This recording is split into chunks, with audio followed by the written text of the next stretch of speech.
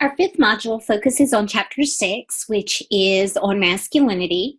I did skip chapter 5, which is the chapter that focuses on intersectionality and how other identities that we hold outside of gender, how those might influence particular gender strategies that are available to us. We are going to be coming back to that chapter. But just kind of in keeping with our focus on the binary, I wanted to go ahead and get into chapters 6 and later 7 on femininity. And so this chapter kind of begins by emphasizing the fact that, we've already said that the binary is socially constructed, that there is nothing inherent or natural or inevitable about this system. And the system, and this is a large point of what this chapter is trying to address, this system is oppressive to both men and women. But oftentimes you hear women complain about this system as being limiting or unfair much more readily than you maybe hear the average man complain. And that's actually kind of the primary question for this chapter. If both men and women are constrained by a binary gender system, why is it that more women than men find this system unfair? So we'll be coming back to this question at the end of this chapter, because once you have a little bit more background about the contents of the masculinity gender expression, kind of historically, some important things about the masculine gender expression, other forms of masculinity besides the dominant form, which is hegemonic masculinity. This question will be easier for you to address, easier to answer. So this chapter begins off, interestingly enough, with a historical overview of cheerleading. And this is from an image off the internet, No Boys, No Problem. And you might say, okay, well, yeah, there are plenty of all-female cheerleading squads out there. And in cheerleading, if you think back to our early chapter where we talk about looking at things through those, that binary gender glasses where things are either masculine or feminine, cheerleading is one of those activities that is placed in the femininity column. So you maybe were surprised to learn that historically, the gender associated with cheerleading was actually men and not women. They say that, from the kind of beginning of cheerleading, which was in the mid 1800s, cheerleading originally was an all-male sport. And it was characterized by gymnastics and stunts and crowd leadership. And it was specifically that concept of, being kind of leaders, that made it be associated with men. And they talked about all of the kind of famous men, semi-famous men who have been cheerleaders. Several presidents, actors have been cheerleaders. And so, it was spoken of as being a high honor, a great responsibility, and women weren't even given the opportunity to be cheerleaders until, unsurprisingly, during the era of the World Wars. So with the First World War, as men were off fighting, this is kind of when women were first given spots on the field. And originally there was some concern because the sport was deemed too masculine, and people were afraid that it would make the women who participated in it too masculine. And they talked about how some schools even banned female cheerleaders and refused to include them or recognize squads that included them. And so what's really interesting, and this is the quote that I kind of pulled out there from page 128, is that instead of changing how we thought about women, the presence of women in cheer changed how people thought about cheering. So as women continued to stick it out and remain cheerleaders, and then they said this particularly became the trend, by the time we reached World War II and the years following World War II, by that time, women cheerleaders were here to stay. But those qualities that people had associated with cheerleaders when they were men, great honor, leadership, it's not that women at the time then were able to kind of enjoy those stereotypes of cheerleading. Instead, what happened, the perception of cheerleading itself changed. And instead of it being seen as this high honor, it kind of became associated, as your book said, with blondness and being cute, and being energetic and peppy. And its prestige declined by the 1970s. So within a couple of decades of having increasing numbers of female cheerleaders, it became gendered in the opposite way. And so this is interesting because, we'll later talk about in this chapter, we see this male flight, we see this shift happen when something becomes feminized. That it does become devalued and degraded, and that men often exit from it, in this mass exodus, not just with cheerleading, but, with occupations, with college majors, some even argue with higher education itself. And so in order to understand this, your book emphasizes what we really have to understand is, that gender and gender expression isn't just about individual choice and how you choose to wear your hair and what you choose to do. It really is about power.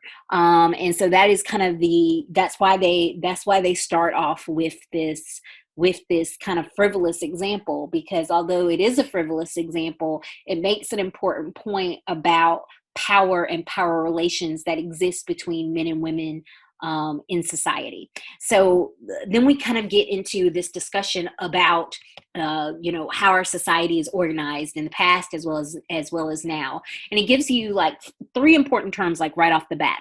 The first one you probably have heard plenty of times before, and that's patriarchy. And that basically just means rule of the father. And what it means in the social sense is that whether you're talking about women of all ages or younger men, adult men are the head of the family, they're head of the household, and societies, these early patriarchal societies, women had no rights to their own bodies. They had no rights to their own children. They couldn't own property. They couldn't, hold many public occupations. If they did work outside the home, they required permission from husbands or from fathers, and their earnings often went directly to those husbands or fathers. In a patriarchy, it is the patriarch's word, authority that matters. They are the only ones in society that matters.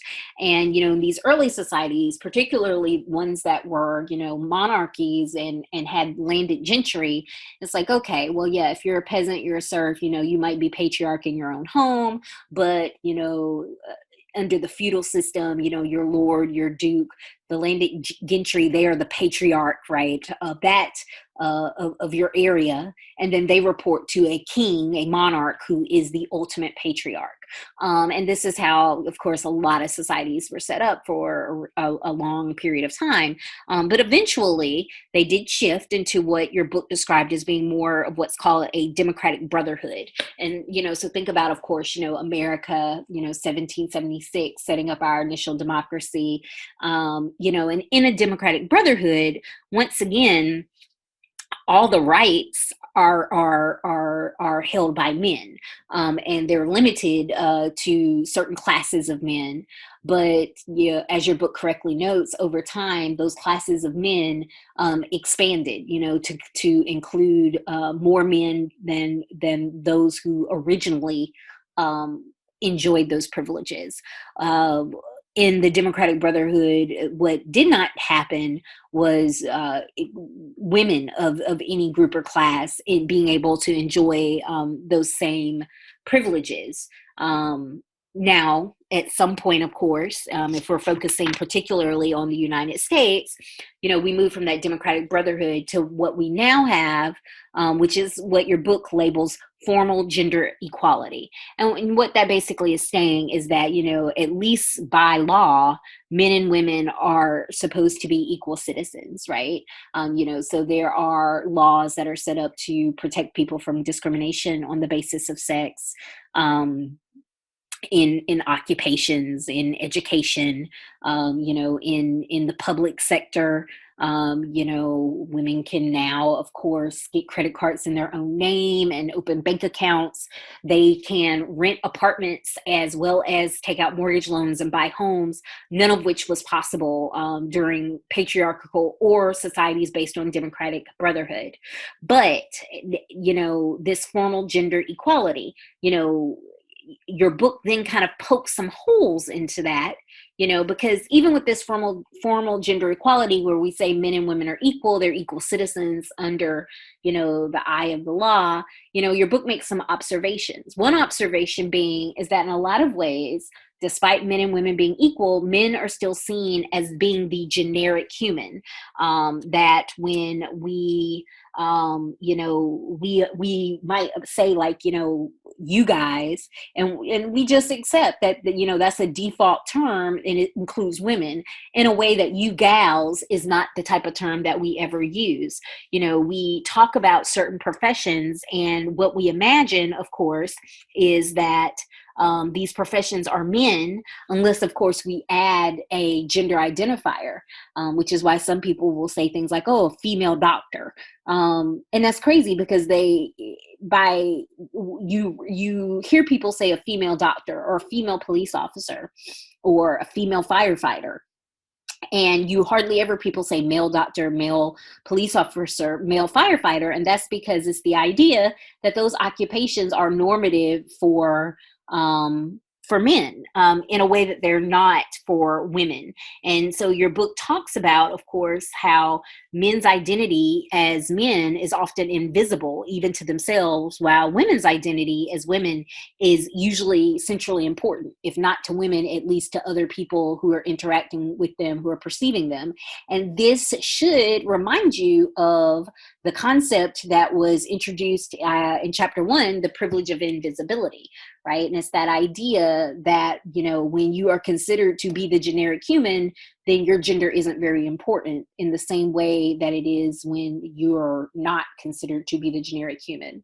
And so, we don't just see this in language, we also see this in, the media. And this is where your textbook mentions the Bechdel test. And so with that test, what has to happen is, is there a scene in a movie or TV show in which two named female characters talk to one another about something other than a man? There's always a lot of there is always kind of a lot of controversy about all of the modern movies and films and shows that don't pass this test. And I give you an article if you want to read more about, the test, its limitations. Funny enough story. I mean, it was started through a mention in a comic strip. So, I think sometimes people think like an academic or a theorist came up with this, but it was really a cartoonist. And I give you a snapshot of that cartoon where she introduced this idea. They say that the reason why a lot of media, doesn't pass the Bechdel test is because the assumption is that women can still enjoy media that don't pass this test. And the concern is men wouldn't enjoy media that do pass the test. And the way your book words this, and I'm sorry for my cough there, the way your book words this is women can identify with men because men are people, but men can identify with women because women are women. And what they're really emphasizing there is just this kind of divide between, what we sometimes call his and her media. And so, the his and her media concept, and so that's another way you could maybe remember that, is that his media is for his and her, but her media is often thought of as being just for her. So, we're at this point in society where we don't usually shame women who enjoy sports, which is considered his media, or enjoy video games, which is considered his media, or, enjoy action movies, superhero movies, which that whole like superhero, like geek culture is often associated with men. but not a lot of men are active fans of the media that we consider to be her media, things like rom-coms or soap operas. And the men who are fans, of course, and we'll talk about this more in a little bit, of course, they are slighted and disparaged, and their association with something feminine often makes them a target for gender policing. And once again, it's because of that kind of idea that what is for women, but what is for men could be potentially enjoyed by men and women.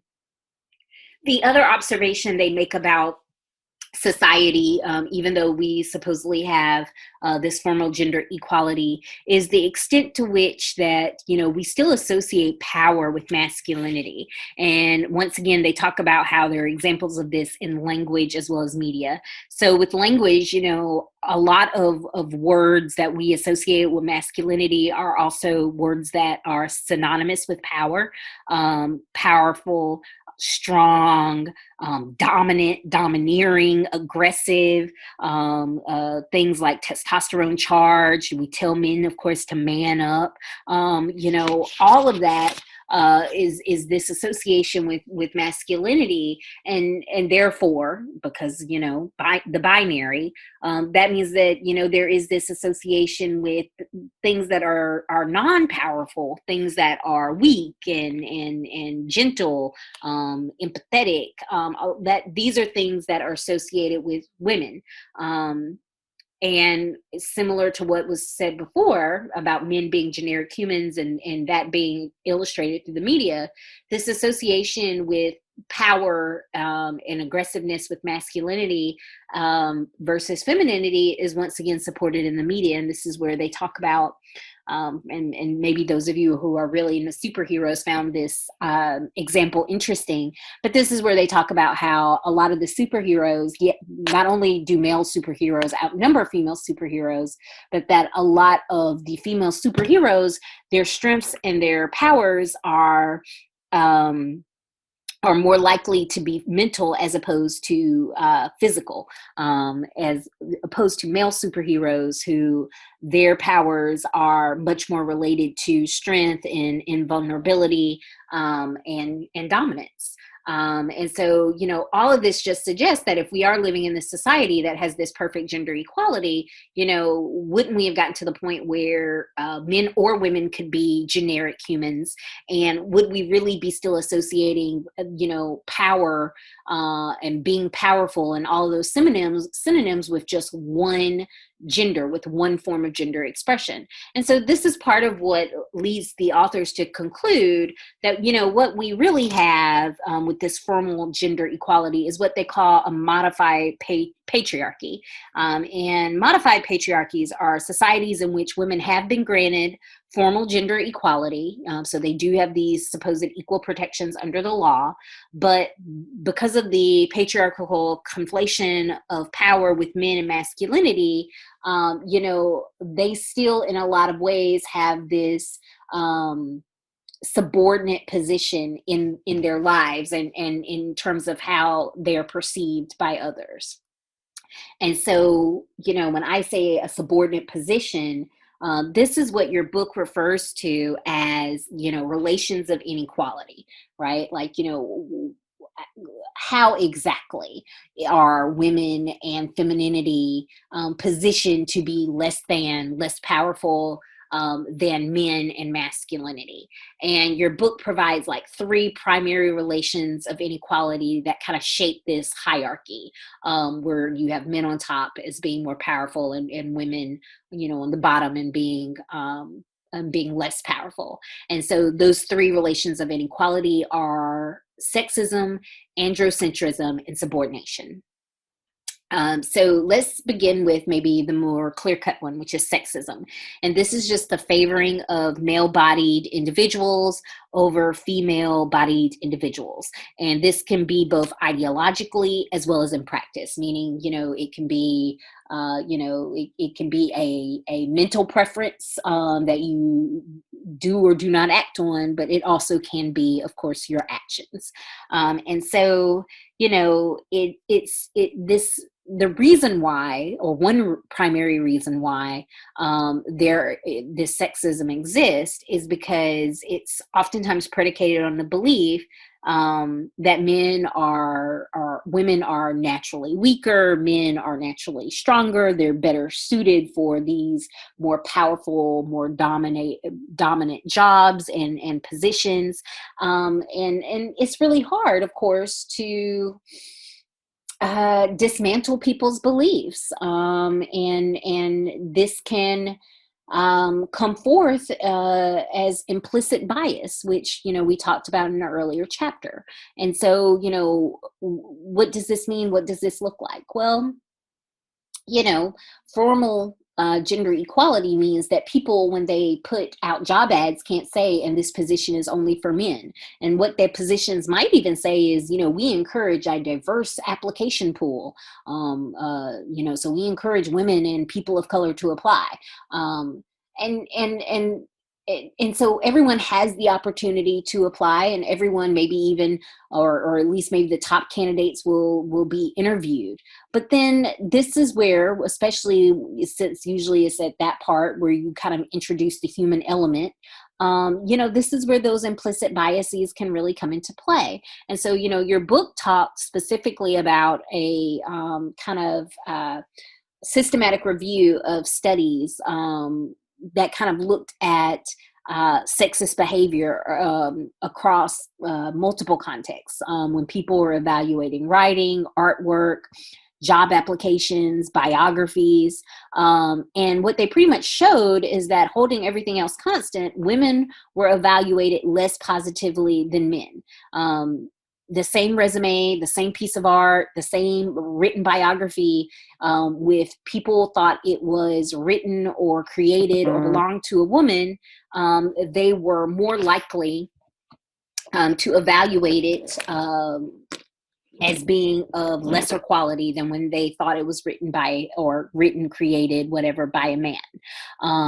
Specifically, and sometimes, of course, and they note that this was true whether the person doing the rating was a man or a woman. And so this just kind of shows you, it's not that just these biases exist in men, but these biases also exist in women. And that makes sense because, of course, it comes from the kind of cultural messages that we pick up.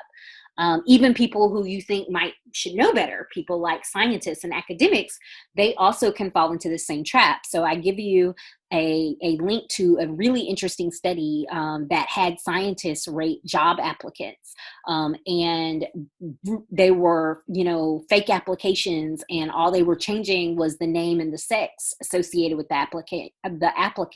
And what they found was, pretty much across the board, they rated the male applicants higher than female applicants, even with those identical applications. And once again, this was true whether it was male or female scientists doing the rating. And so that's sexism. So that's one way in which, even with formal gender equality, why patriarchy still exists in that modified form. The second relation of inequality is Angercentrism. And so if sexism is sex-based, Angercentrism is gender-based, because in Angercentrism, it is masculinity that is seen as being preferable than femininity. And so masculine expression is preferred and favored over feminine expression. And this isn't just true in terms of the cisgender men who are perhaps doing masculinity versus the cisgender women who are doing femininity. But what we really see are interesting examples of, like, how women who do masculinity are oftentimes going to be more valued in some settings and contexts than men who do femininity. So, and the examples that your book gives is that, girls, have kind of pushed their way into sports that used to largely be dominated by men. But you don't see men necessarily as eagerly entering sports that are associated with femininity. So, think about things like your book mentions synchronized swimming, softball. You might want to add to that like figure skating, ballet. That these things that remain very feminized, that men who participate in them, once again, kind of like what I was saying about his and her media, the men who choose to participate in them do so at the risk of being policed and degraded and made fun of, and accused of being, sissy or being gay, which we'll talk about more in a second. But women do not necessarily face that same level of backlash when they participate in masculine dominated sports or jobs, right? They may not necessarily be welcomed with open arms, but oftentimes it's like, oh gosh, yeah. People will be like, I don't think girls should play football, but oh, that one girl who plays football, I mean, she is tough. I mean, she really is a good kicker. She can really get out there and hang with the boys.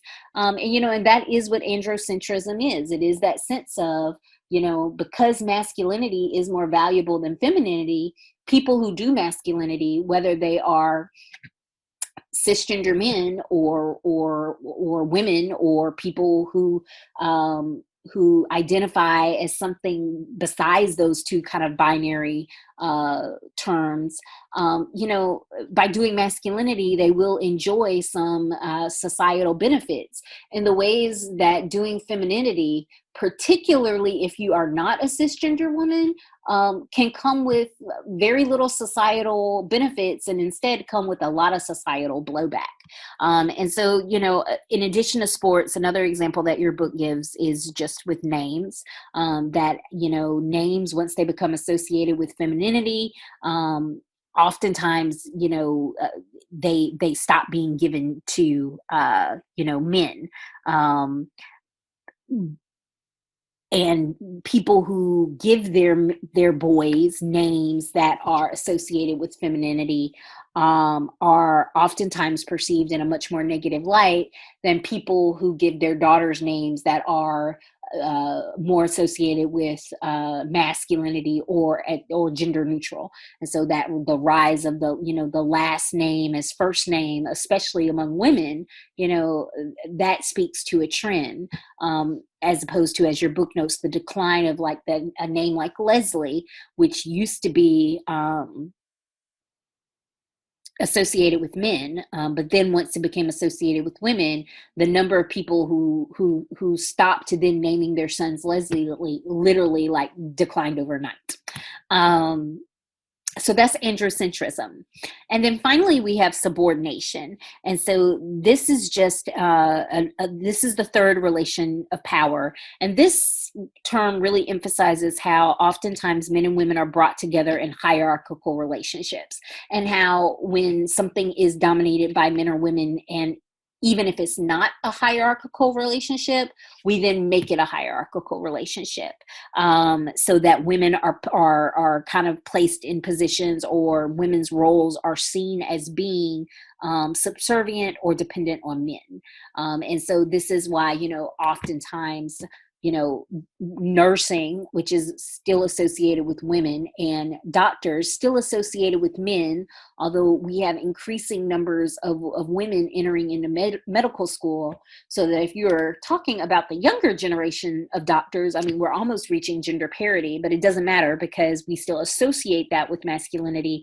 And these two jobs are seen as being, in this hierarchy with one another, ignoring the fact that especially, registered nurses or nurse practitioners, they go to, a lot of school and they're extremely knowledgeable.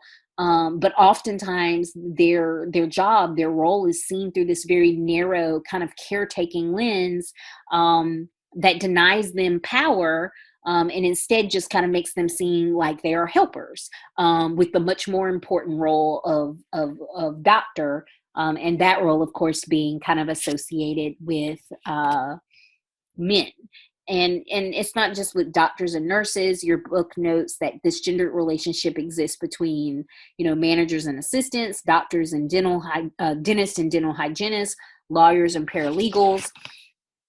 And it's not that, part of these job descriptions isn't meant to exist or be helpful, but it's more like when we look at them through this kind of subordination lens, we ignore all the ways that these occupations oftentimes come with their own educational requirements. They come with their own level of practical expertise. And instead, we kind of diminish what people know, and instead just kind of, like I said, narrow it down to this kind of form of professional caretaking, where it's like, oh yes, you just help out the dentist, or oh, you just help out the attorney, ignoring, of course, that there are real that there's real professional expertise there. I think what's really interesting is that, your book notes that because we see this subordination of women to men as normal, we sometimes see it even when men and women are in otherwise like equal positions. So the assumption that women are assistants to their male colleagues, even when they are in fact just colleagues. Or the example I used to give is, when I was at CSUB originally, before I came back, there was a male lecturer. Me and him had the same position. If anything, I had more experience because I had been doing it for like 6 years longer than he had, just at another school. But we were lecturers, and so that places us below the tenure track and the fully tenured people. And for those of you that aren't familiar with the sociology department, it's worth noting that a lot of our tenure track and tenured people are women, and our former department chair is a woman, and our current new department chair is a woman. Some students were coming by late in the day, and they wanted to know something, and it was kind of outside of my purview as a lecturer, and I was like, I can't really answer that, but I was like, I can tell the department chair, who's a woman. I can tell. I didn't identify her as the department chair. I just said her name. I can tell Dr. Anderson-Facil that you're looking for her. And what the student said was like, oh no, that's okay. I see so-and-so's door is open, and isn't he the most important person in the department? So I can just ask him directly. And it was really interesting because I was like, okay, actually, he is one of the least important people in the department. And I say that as a person that shares that same low place on the totem pole. But that assumption that he would be the most important person and therefore the person that they go to, like, this is what's meant by implicit bias, right? Like, how did they magically come to that conclusion? Why would they assume that? Especially, like I said, in our department, where a lot of the people that were over him as well as over me were women, and the most important person in the department at that time was a woman. And so this is what your book means when people sometimes read into situations this gender subordination, even when it doesn't exist. And the pictures that you see here are toy kits, and it's just worth noting, why not have men on both, or women on both, or the woman as the doctor, the little girl as the doctor, and the little boy as the nurse? So, this is kind of where that implicit bias comes from, is things like this, which we don't really think, we don't give a second thought about.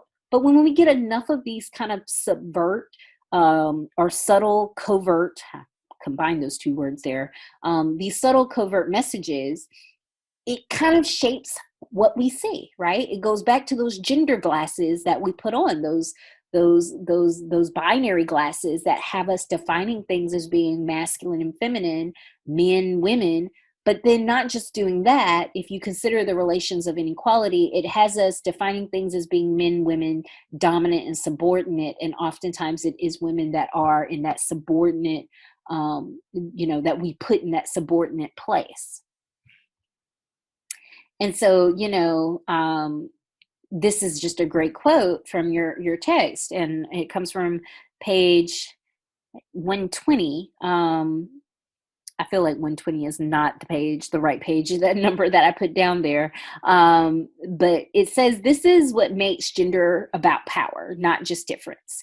These asymmetries in the gender binary and the relations between men and women that emerge make doing gender a different challenge for men and women. And I really want you to consider this, right? It's that idea that, and you know what, and it's not page 120, it is page 134. Don't know where I got 120 from.